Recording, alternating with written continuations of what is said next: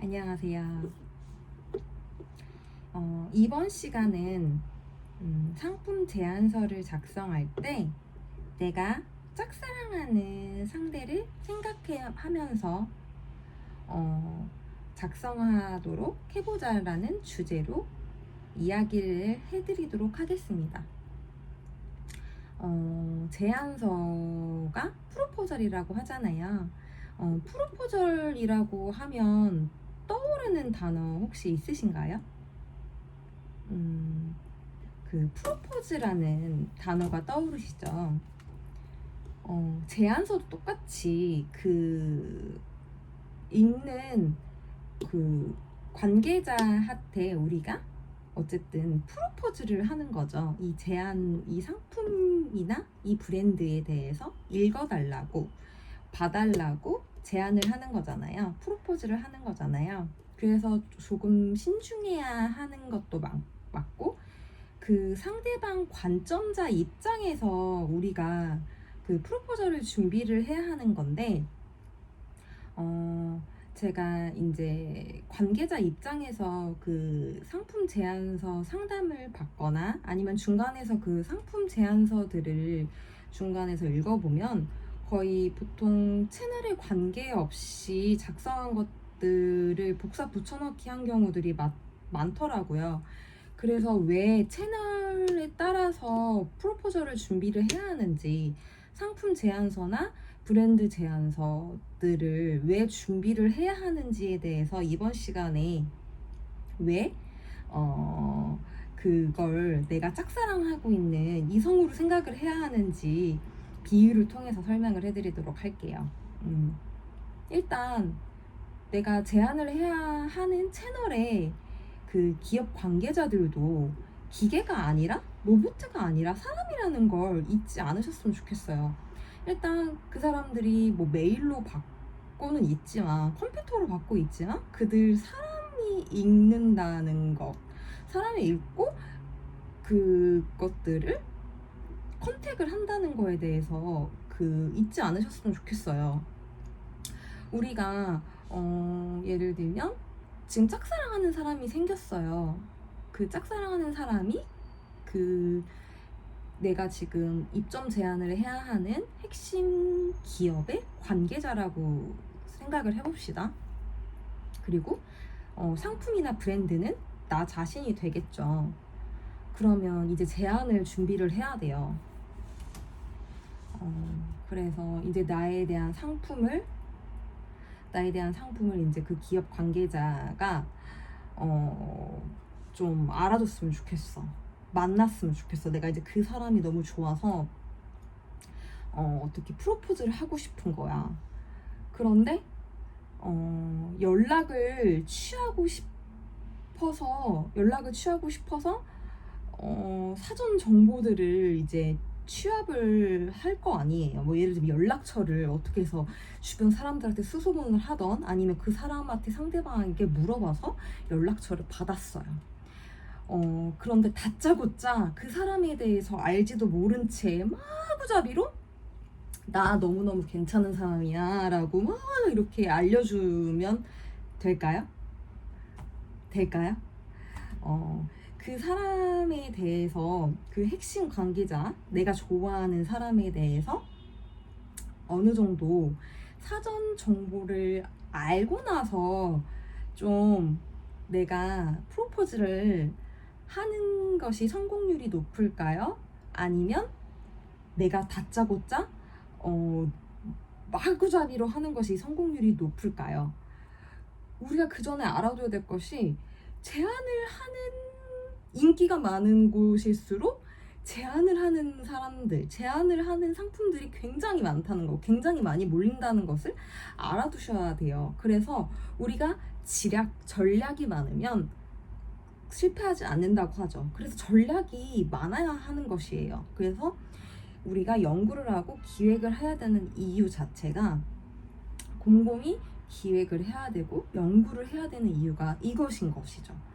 그래서 우리가 지금 짝사랑하는 사람이 생겼고 좋아하는 사람이 생겼는데 실패하지 않게 프로포즈를 하기 위해서는 어떻게 해야 할까 전략을 짜는 거예요. 이제 제안서를 쓰는 거, 연락을 취하는 방법인 거죠.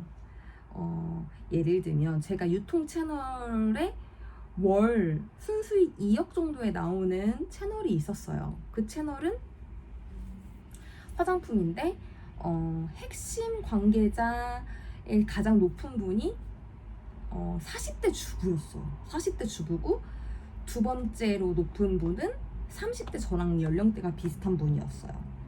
그러면 핵심 관계자분이 거기서 오케이 승낙을 하기 때문에 그분을 설득하고 그분에게 가장 빠르게 설득을 시키기 위해서 이 화장품을 제안을 할 때에는 주부가 가장 좋아하는 핵심 키워드를 공략을 해야겠죠. 주부들이 가장 좋아하는 건 뭘까요? 가성비, 온 가족이 쓸 수 있는 이런 키워드를 강력하게 밀고 나가야겠죠. 그런데 이 사람은 뭐 가정주부도 아니고 20대다. 근데 온 가족이라는 키워드를 쓸 필요가 없어요. 어쨌든 이거를 읽는 사람은 주부이기 때문에, 어쨌든 사람이기 때문에 이거에 대한 정보가 많으면 많을수록 우리에겐 유리하다는 것이죠.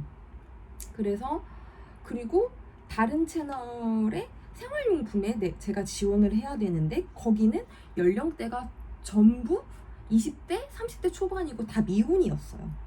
그래서 이 상품을 제안을 할 때는 지금 현재 올땡땡 H&B 있죠. 올땡땡 H&B에서 판매 순위 1위다.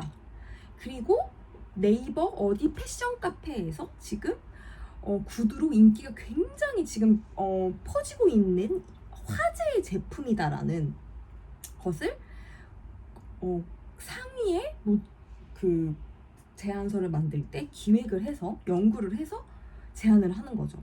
그러면 당연히 다른 상품이랑 다 같이 제안을 할 때 당연히 유리하겠죠? 제가 지금 한 제품들은 다 입점이 성공을 했습니다. 왜냐? 제안을 하는 상품들은 너무나도 많은데 메일 제목에서부터 리젝되는 상품들도 너무 많아요. 왜냐? 제안을 하는 상품들은 너무나 많지만 그 중에서도 매력적으로 끌리는 상품은 적거든요. 그래서 핵심 키워드, 내가 끌릴 만한 키워드, 내가 평상시에 관심이 있었던 것들에 대해서 빠르게 그 사람을 콕 찔러야 될 만한 것들을 사전에 알고 있다가 분석을 해서 기획 개발 연구를 해서 제안서에 넣어야 하는 것도 맞고요. 그러니까 내가 짝사랑한 여성이나 남성이 생겼어요. 근데 사전 정보 취합을 하는 거죠. 근데 그 사람 보니까 취미가 뭐 축구를 좋아하는 것 같고 뭐 운동을 좋아하는 것 같은데 내가 자꾸 얘기를 할 때 내 취미는 운동이 아니고 난 정적인 걸 좋아해. 이러면 더 이상 얘기가 안 되지 않나요? 그러면 자꾸 얘기가 끊기고 하다 보면 만나고 싶지도 않게 되잖아요. 뭐 사전 내가 저 사람이 너무너무 좋다 한들 저 사람의 취미는 영화인데 내 취미는 노래 듣기야. 이러면 자꾸 말이 통하지 않기 때문에 만날 수가 없게 되는 것처럼 사전 정보가 많으면 많을수록 입점 제안서의 기획 개발을 하는 것도 어쨌든 성공하기가 쉬워지는 것이죠. 그리고 채널에 따라서도 당연히 복사 붙여넣기 하는 건 위험한 게 우리가 저 이성을 꼬시기 위하여 어디서 인터넷에서 긁어 넣은 거 쓸 복사 붙여넣기를 하면 당연히 위험한 것이죠. 내가 저 하늘에 별을 따다가 너에게 주겠어. 이런 거를 갑자기 저 여자에게 보내면 저 여자가 나를 좋아할까요? 위험한 것이잖아요. 그래서 복사 붙여넣기를 하는 제안서, 아무 채널에 다 복사 붙여넣기를 한 제안서는 굉장히 위험하다. 한번 보냈을 때 거절을 당하면 이게 초두 효과라고 해서 이미지가 안 좋아질 수도 있어요. 그래서 한번 제안을 할 때 굉장히 신중하게 하는 것이 중요하다. 그래서 제안서를 할 때 또 연구를 해야 하고 기획 개발을 한 다음에 사전 정보 취합을 많이 하고 여기에는 뭐 시장 조사를 하는 것도 있고 그 채널의 핵심 관계자에 대한 사전 정보를 취합하는 것도 매우 매우 중요하다. 그리고 나서 컨텐츠, 제안서의 컨텐츠를 개발해서 제안서를 준비하는 것이 매우 중요하다. 잘 만드는 상품이에요. 그 잘 만드는 상품을 그 유통사에 맞게 컨텐츠를 개발해서 제안을 하는 작업이 매우 매우 중요합니다. 우리가 회사에 이력서를 넣을 때도 내가 상품이잖아요. 내가 이 상품이 너무너무 괜찮다는 것을 그 회사에 어필을 하기 위해서 이력서를 개발을 시키잖아요. 내가 똑같이 이 사람과 이 사람이 별반 다를 것이 없다고 한다 한들 자기소개서를 어떻게 쓰느냐에 따라서 어떤 사람은 뽑히고 어떤 사람은 안 뽑히잖아요. 그것과 똑같은 것이에요. 이 상품이 똑같다 한들 어떻게 어필을 하느냐에 따라서 읽는 사람은 사람이기 때문에 전략적으로 어필을 해야 합니다. 전략적으로 연구를 해야 합니다. 그래서 전략이 필요하고 기획 개발이 필요하다는 걸 이번 시간에 말씀드렸고요.